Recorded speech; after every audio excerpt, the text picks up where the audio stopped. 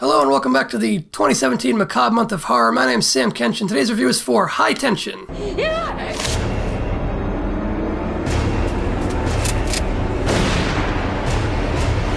You may have noticed when I held the DVD up that this is actually a Taiwanese DVD of the film. This is a Taiwanese DVD of a French film that doesn't have English subtitles. Even though it says English subtitles right on the back, the DVD just lies. It doesn't actually have English subtitles. I ended up having to get a free trial of the Shudder horror movie subscription kind of streaming service to watch this film. The Splat Pack, which was kind of like a new wave of horror filmmakers, like very gory filmmakers who were kind of pushing the envelope in certain regards. High Tension was an early film in that sort of Splat Pack canon. Not the first, but definitely one of the early ones. The opening scene of High Tension reminded me of The Descent, weirdly, and then the scene after that reminded me of Wolf Creek. Both the films I've reviewed in previous Macabre Month of Horrors. The film actually reminded me of Wolf Creek in a lot of ways, actually, but I would say High Tension is better in most regards, actually. High Tension I enjoyed a lot for the majority of it. I'm going to kind of sing the praises of this film for a little while, but just know that I'll get to the big negative right away. The ending of this film is horrible. I'll talk about that more later on. So even though I watched this on Shudder because this DVD didn't have the subtitles, Shudder still only had the film dubbed, and it's a really, really bad English dub. It's just very poorly performed. The dubbing is just really badly done. The voices that are put in there are not good performances. So it can make it a little hard to gauge the actual acting in the film. One of the two main girls in this dub has just an American accent, and the other girl is speaking English with a French accent. And then there's certain bits that actually are spoken in French, so it's kind of strange. One kind of misguided thing that happens here at the beginning is there's a guy in a truck who's like getting head from a severed head. And you think, okay, is this the tone of the movie? Is gross, but is kind of comedic in conception a little bit? So you're like, okay, is this like an edgy horror comedy? But no, it is just like a straight up horror movie for the rest of the film. So I'm thinking this was supposed to be creepy. It's not creepy. It's kind of gross, but it's really more just like weird. And you're like, huh, that's a thing. But it's not creepy. And it's kind of weird that you open with, that's like one of the first things you see. That's the first thing that is supposed to be creepy, I guess, and it misses the mark, so it kind of gets off on the wrong foot, but then the film counteracts that, I do think. Something that I really like about just the visual presentation of this film is how grainy it is. I love my horror movies with some heavy film grain, and this film has that. Also, in the beginning, there's a really dumb attempt at a jump scare with the mirror thing, like that's never been done before. So that's another kind of like bad element at the beginning, but then the film does change it. Once they introduce it kind of becomes a home invasion film for a little bit, not much of like a siege kind of thing going on. It's basically this guy shows up who's a killer and he starts kind of killing this family. And I really liked how normal they made this dude look. He looks just like a tow truck driver, just like a truck driver kind of guy. He's just wearing like coveralls and he's just got this little tiny knife. It's just like a little straight razor. Usually you give your killer like a big, huge blade, like a machete, Jason Voorhees style, or like, finger glove. Freddy Krueger, like you usually give him a big weapon, like a huge knife. Like even Michael Myers' kitchen knife is really big. This is just like a little tiny straight razor. It also allows the killer to get like really up close and personal with people in some really kind of creepy moments, which is good. I really liked the score and sound design of the film. The score is like just original enough. It's a little bit different. It's kind of sparse. And it's very kind of open, and it makes things really tense. The film's called High Tension, and tension is certainly in no short supply here. The film is very, very tense. Something I liked is the film has a pretty big like stealth component, which is interesting. It's something you don't get to see too often in movies. Even in like spy movies, you don't see a whole lot of like stealth going on. Throughout a lot of this film, it's very heavily stealth infused. It's like a stealth video game almost. There are these two main girls. One of them gets kidnapped by this killer, and the other girl is trying at first to hide from the killer, and then later on trying to follow the killer in order to rescue her friend. The way this plays out is really good. It's very quiet. The girl hiding is all handled in a way that makes it incredibly tense. I really enjoyed the camera work here, where the camera's kind of following behind her. You see just enough of where the killer is in relation to her without deflating the tension. The geometry is really well established so that you know the locations very well. You know how she could get caught and how she could hide. They build excellent, excellent tension all throughout the movie. And the sort of stealth angle is something that separates this movie from a lot of other similar home invasion or slasher films. The stealth angle makes it feel a little more original, a little bit unique. And I really liked the protagonist. I thought she was very smart and resourceful all throughout the movie. She's not making the constant like horror film dumb decisions of like going in places where she shouldn't go or like giving her location away or whatever. She made a lot of really smart decisions. And then those same decisions were played around with by the antagonist character. For example, when she's first trying to hide from him, she takes the phone and hides it so we can't like cut the phone line. She goes and like dries out the sink so he doesn't see that the water's been run recently in the sink. That's really clever. But then the killer goes one step further and he sees the sink is dry, but he actually feels the inside of the like the groove of the actual faucet and feels that it's wet there. So there's a lot of cleverness to the proceedings. It's not just character makes dumb decision, gets caught. I liked how expedited the film was. There's like just enough character development to get you to care about the protagonist and her friend trying to rescue her. There's just enough of that. It gets to the horror pretty quick, actually. Something else I like to see with the sound design is just the sound of the baddie's footsteps. He's got these like, they're either like rubber or leather boots or whatever, but they make this scrunching sound every time he steps. And it gives his footsteps a really distinct presence. So when he's walking around the house and the protagonist girl is hiding from him, every footstep you hear is that kind of scrunching sound, and it adds a whole nother, it ratchets up that intensity even further.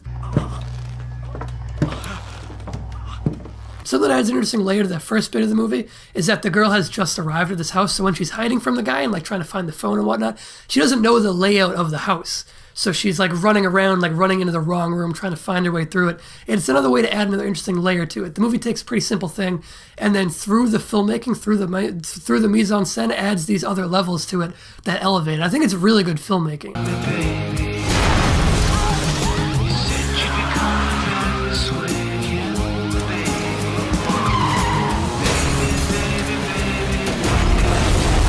So this film being from the Splat Pack, you can assume there's going to be a lot of gore in this film, and that's definitely true. It's a very, very gory movie, almost excessively so in some places. So if you're someone who doesn't like gore, you're probably not going to enjoy this film, but I'm sure you already know that. You're watching a horror movie review. The special effects look fantastic. They all look great. About 20 minutes into the film, there's this really great prolonged incident that happens, and it lasts for a very long time and doesn't let up for a second.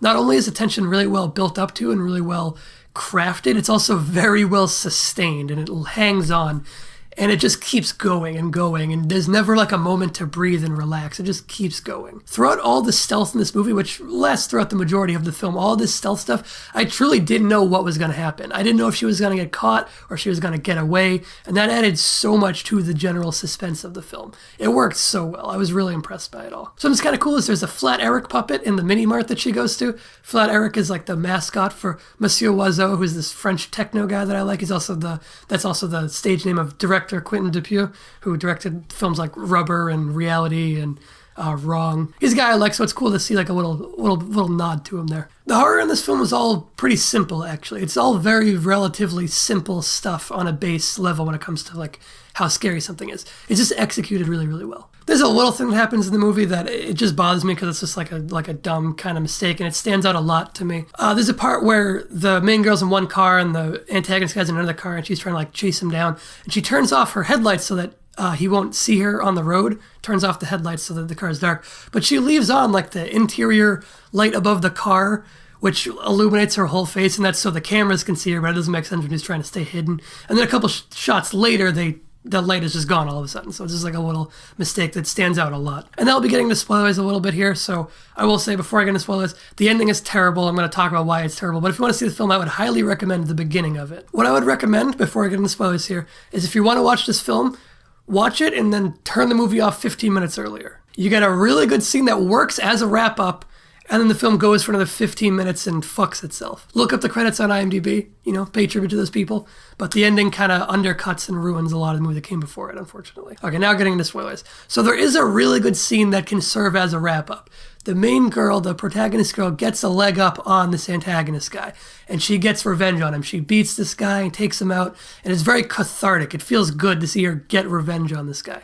Not even necessarily revenge, because she's really rescuing her friend. She's kind of achieving that goal of saving her friend, taking out this bad guy, ending the conflict there. Feels really cathartic. Good to see him meet his demise. That's good. End the movie right there. But instead the movie wants to have a twist. And then the movie has a twist where the main girl and the killer guy are the same person. It's a split personality thing. So not only is that twist really cliche where you have, oh, they're the same person. Like, that's been done so many times. But also, it doesn't make any sense when you really think about it. You don't have to think about it a lot before you start realizing problems, like the fact that there was a car chase. How did they have a car chase?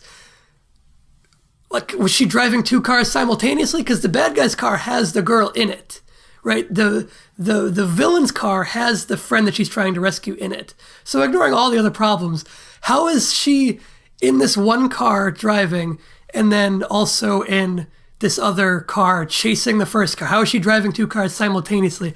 That doesn't make sense. And you might be thinking like, okay, maybe it's all in her head. So really she's just driving the one car with the girl in the back and the other car is not happening. Except the car gets into a car crash and you clearly see the result of that. And then when they cut to later on, after the twist is revealed, you see her in the hospital. She has all the wounds still that she got from the car accident.